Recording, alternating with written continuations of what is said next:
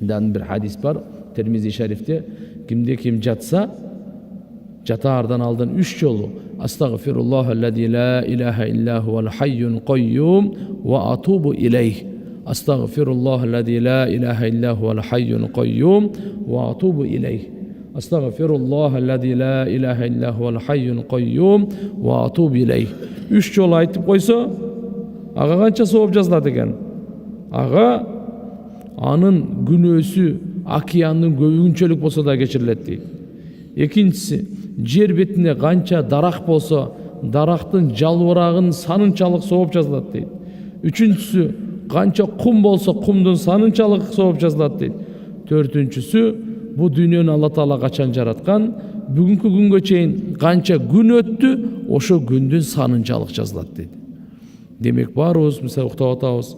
Ошого сөзсүз бирөө бу истигфарды айтып уктады, бирөө айтпай уктады. Айтканга ушундай улуу сowap экен.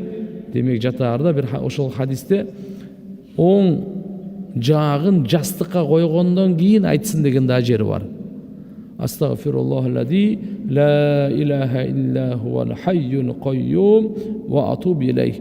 İstiğfar menen, tövbe menen Allah'tan geçirim сурап, tövbe kılıp şu сөздү айтып жата турган болсо, ушундай сowapторго ээ болот экен. Демек, биринчиси, анын күнөөсү океандын көбүгүнчөлүк болсо да кечирилет дейт. Жер бетинде дарактардын жалбырагынын санынчалык сowap жазылат дейт.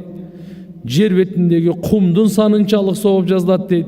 Жана бул дүйнөнү Алла качан жаратса, ошол күндөн тартып бүгүнкү күнгө чейин канча күн өтсө, ошончолук sowap жазылат дейт. Уланды